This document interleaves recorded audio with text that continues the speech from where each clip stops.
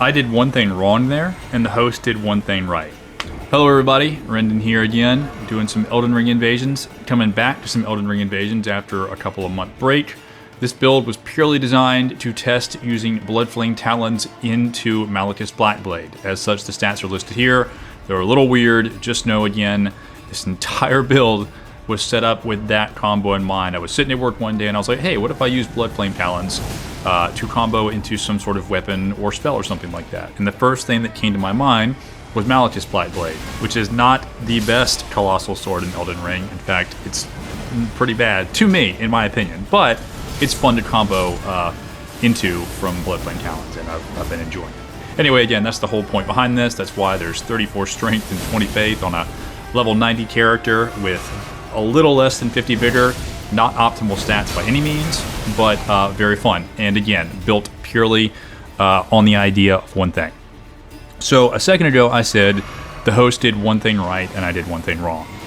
Well, I think a lot of people probably can tell, but what the host did right was level their vigor.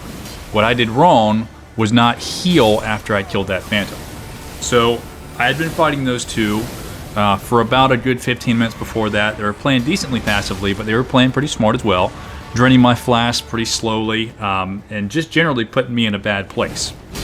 But at the end there, I had a pretty smart play. I dropped down a Madness Warming Stone, and they kind of lost a little bit of their intellect trying to chase me down in it. And they both proc Madness and Frenzy on themselves. I was able to kill the Phantom, and doing so I had about a little less than 70% health left. Probably should have used a flask. In fact, I have kind of a method in my head for when I use flasks. Typically, it's around 70% health is when I use it, and I was a little bit below that threshold there, so in my head I should have been going, okay, even though it's just the host now, I need to make sure that I'm pretty topped off. I got that heal back just to be safe. But I underestimated the host a little bit and got a little bit in kind of... There's a thing where if you're an invader, if you kill the phantoms before a host, you get kind of in the mindset that, well, sometimes get in the mindset, unless the host has convinced you otherwise, that okay, now you're wrapping up the invasion. You've cleared out all of the obstacles in the way, and the payoff of killing the host is about to be here. I don't mean that in any vindictive way. I mean it more in the sense of that it's just a rewarding thing. You fought your way through so many phantoms and so many blues, or however many, to finally, get a chance to win the invasion. And if I lose, like I did there, it's not a huge deal, because in the end, I was happy with the plays that I made, and because the host leveled vigor, I had kind of a weird sense of satisfaction that the invader methodology of vigorology, I will call it, was validated by that host who had like a health or two left, but they leveled their vigor and they survived because of it. But anyway, I didn't top off that heal, and so I lost that invasion because I was not paying attention to the bleed.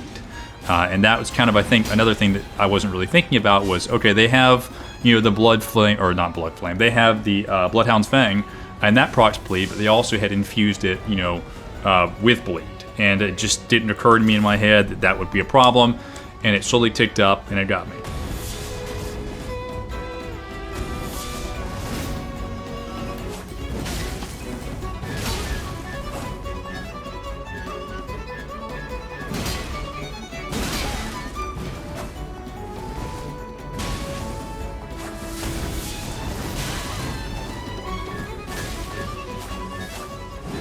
Why am I uploading a video now? Well, I've been playing a lot of other games besides Elden Ring recently, and I can always tell when it starts. I get like an inkling in my head.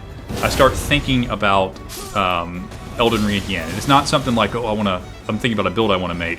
I just realize somehow, unintentionally, without even realizing, I'm watching Elden Ring invasion videos again. Whereas the last couple months, I wasn't. I was watching a bunch of other things, strategies and builds for things like Baldur's Gate 3, Lords of the Fallen, which I haven't finished yet. I'll probably finish that later on. I like it, but it has some problems. Obviously, Lies of P, I was playing before. But, this has started to wind down. So I noticed that I've started watching some Saint videos again. I started watching some other smaller content creators. I've been hanging out in Twitch with people like Makuta and with BladeofMaya. And I was like, well, you know what? I could play some Elden Ring again. I could do some invasions. So what are we going to do? And that's where the idea came from. And that's kind of what I want to talk about today. I want to talk about three things today. First, I think the first video that I watched to kind of get back, quote unquote, get back into Elden Ring Invasions was a little bit earlier on, a Saint video that I think he put out like a couple of weeks ago, was the Hornblower one, which was really, it was pretty good. But he recently, I think, just like the other day, put out a another how-to or learn how to invade or invasion tips video, and it got me thinking about not necessarily invasion tips or how to invade, but the mentality to have behind invasions. I notice something that happens to me every time that I step away from invasions and come back. Hell, it happens to me sometimes when I'm continuously invading and I just wake up the next day to invade. But there are days, solid hours or days even, where I will jump into invasions and the first like 5 or 6 just do not go well at all. Now some of that is just, shaking out the rust. Some of that's just coming across, different ganks and players that are just, out to just be the worst, most unfun, toxic people to invade that you can come across. But there's a solid bit of it too that's just, it's my own mentality. I'm looking at these things the wrong way. I was joking with Makuta in his Twitch stream not too long ago. Great Twitcher, great Twitch streamer, by the way. You should check him out. He was doing some invasions, and I think of Makuta generally as a very, very good player. But he was losing a couple back here, and they weren't always necessarily really mean ganks either. Sometimes, he just got caught in the blender, or sometimes he just got put into bad positioning. And I remembered that I felt kind of relieved, because a lot of times, when these kind of things happen, especially recently when I was coming back just now, I had a bunch of invasions that were just, I was trying to make this new build, and I was like, man, this just is not working. I was fighting sometimes 3 people, but most times just 2 people, and I was just getting my ass kicked. And I was like, what is happening? Like, why does this happen occasionally? Why do I get into these phases where I just cannot seem to invade or play the game? Like, I lose my all the skill that I feel like I should have to this point as an invader and as someone who makes content about invasions. But then I remember watching other people, especially people that I think are good. It's easy to forget, especially in Elden Ring, that invasions are very, very hard. And there's any number of situations and things that can happen, even against players who are not that good. If you are fighting 2 people and you are 1 person, I think Saint said this too at one point in time, but it's been said by many invasion content creators. If you're fighting 2 people and you are 1 person and you win against 2 people, you've done a good thing. You have done something that is impressive, because it doesn't matter what level of skill you are at unless they're just totally awful. And a lot of the Elden Ring players, the hosts and co-opers nowadays, especially this blue here, while they may not be good, they have a good idea of how to PvP. Even if they're doing co-op, they have fought plenty of people and invaders to this point. They know what they're doing. This mage actually has vigor, which I could not believe. I was like, wow, there's nothing more scary than a co-oping phantom mage running away, shooting things at you with vigor.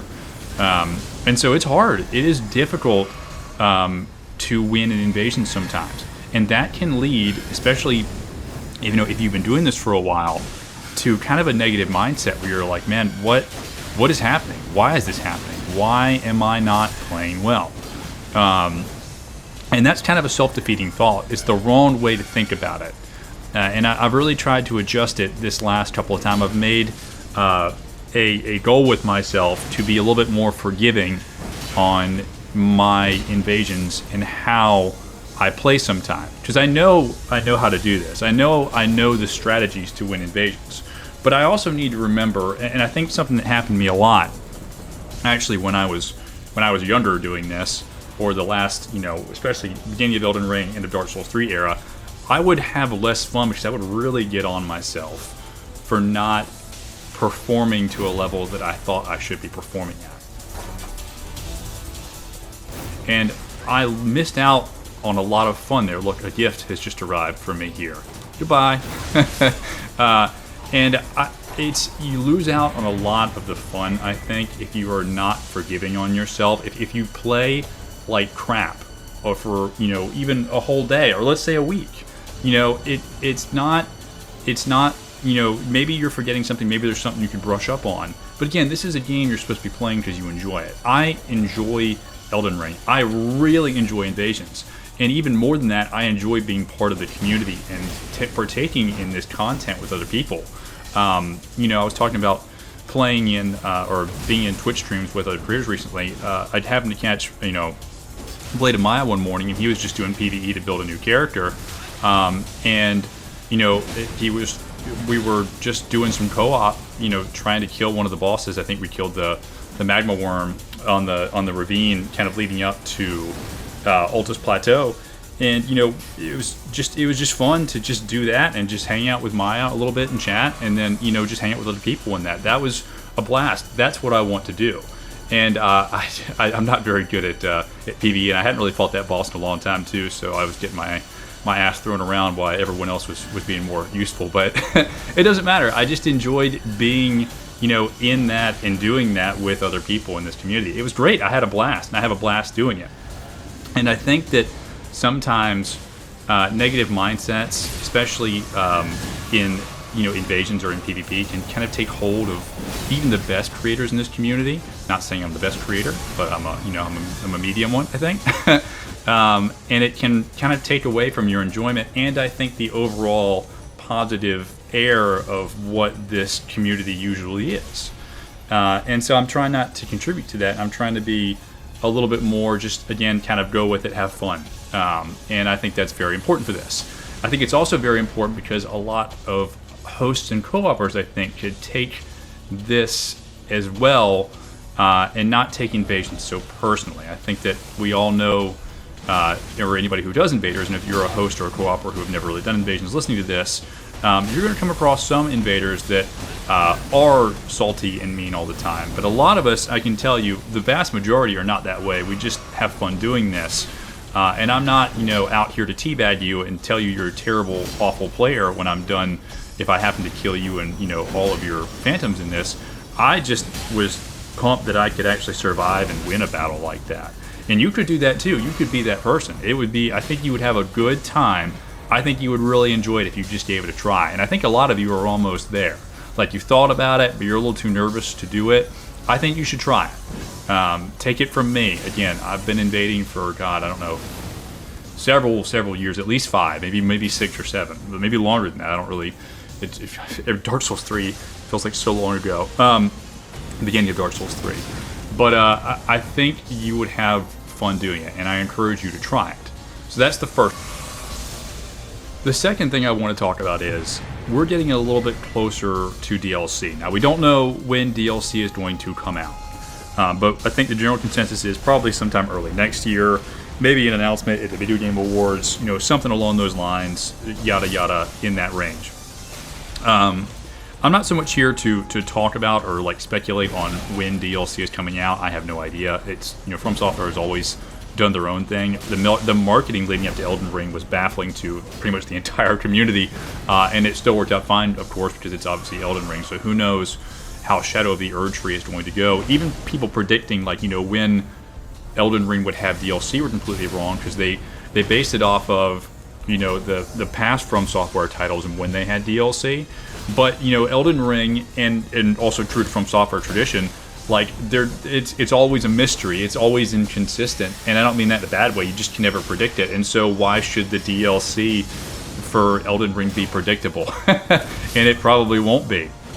One more here to talk about what I'm looking forward to in DLC, and real quickly, actually, I got this combo off earlier. You've seen it, you know, before, but this is the first time in this video I truly, or in an invasion, I truly got this combo off. So you see here, I've procced, you know, the freezing or whatever on both the Phantom and the Host here. Phantom goes down to that.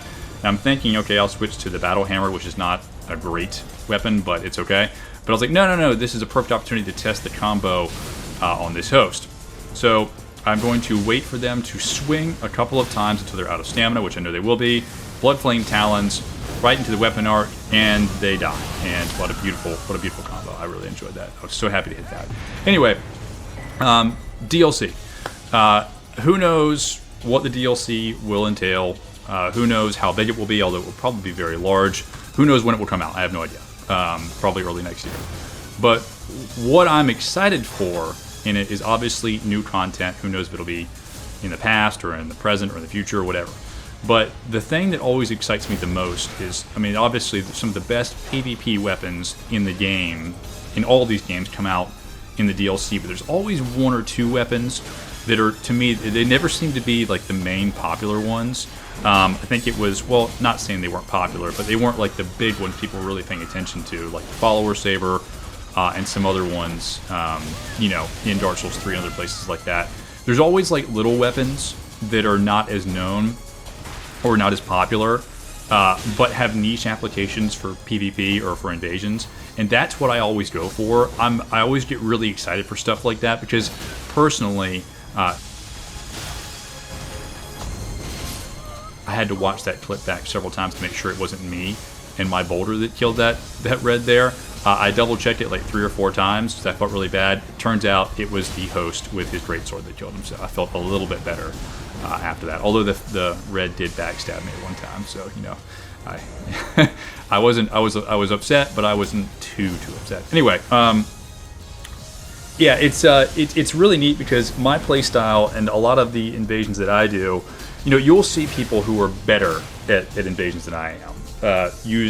Always have a couple of things on them that are like, you know, I think the Elden Ring invasion, you know, community collectively refers to them as nukes. They'll have something on them that they know how to use, and they use it from build to build, or something similar they use from build to build that they know if they come across a very, very mean gonk or a player who's not playing, you know, very fun, they can pull that out and they can immediately, you know, use that, and they'll be on a much better playing field. I think about stuff like that, but I don't really carry stuff like that from build to build. I would be more effective if I did, but it's not as important to me to have something like that. To me, what's more important from build to build is I have an idea. I'm like, okay, this idea is going to be interesting. Watch this.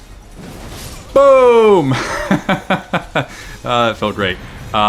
What on a build is going to make me want to grind through the game, get all the items I need, or most of the items I need. I might ask a lovely friend for some others, but and you know, generally just level up to get to a character that I want to build. What am I going to use that's going to make that interesting that I haven't used before? And that's generally in my head how I go about making these things. And those will have, every build will have something strong on it, but it's not necessarily something strong that I'm used to using. So that kind of plays back into what I was talking about earlier, of not necessarily always playing incredibly well when you're getting back into things. And again, as I also said, some of that's just you're coming across bad situations or people that are, you know, they're really, or, you know, parties that are hard to beat. But, you know, you can, if you want to, there's nothing wrong with either strategy. In fact, the first strategy is probably better. If you want to have something on you as an invader all the time that, you know, will help you deal with worse situations, you should. And I think that generally that's the better way to do it. But for me, it's not as important, and I need to let myself be on this, it's not as important to have something like that all the time as it is to learn something that I really like, get really good with it, have a great time because it's fresh to me, and then eventually I'll be really good with that thing later on. It always is an arc, it evens out. With enough time, using a new build, I become really good with the things that I'm not familiar with, and then those builds and those strategies become a whole lot more successful in invasions because, again, I'm used to it. But then the cycle repeats because I get tired of those things and I want to do something new. So Elden Ring DLC will be great because there'll be a whole lot of new weapons to play with. Going to be terrible with them at first, but eventually they will become very good. And I know there's going to be one weapon that I will probably hold on to on every build, if I can, if I can stretch them, you know, moving forward. And I'm very, very excited about that. I'm just excited about everything new coming to Elden Ring. I'm back into it. I'm enjoying it. I've already made a low-level invasion build, a level 30 build that's almost complete. So I'll probably be doing a video about that soon. That's been a lot of fun to make.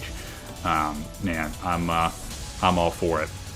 It's been fun to get back into, and I know we're all looking forward to it coming out. Part 3, I forget what Part 3 was I was going to talk about. I had a list on a sheet of paper, but it is downstairs because I always try to script some of these things, and that never really pans out. Sometimes it does, but most times I just kind of wing it, and I like doing content like that. Even if it doesn't come out to be as smooth as something that's just, you know, scripted and rehearsed, I like just kind of talking into the mic and talking to everybody as I do these things. These are not live invasions, obviously, because, well, you should know that because there's edited clips in this, but I do enjoy doing it like this. I think Part 3 was something akin to part of Part 1, and I just combined Part 1 and Part 3 together. Anyway, I appreciate you all sticking with me through this. I hope that you have enjoyed the invasions in the background. And again, I hope that you'll stick around for the next low-level invasion video. Look forward to Elden Ring DLC with y'all, and hey, maybe I'll invade you one day, or maybe you invade me. Look forward to it.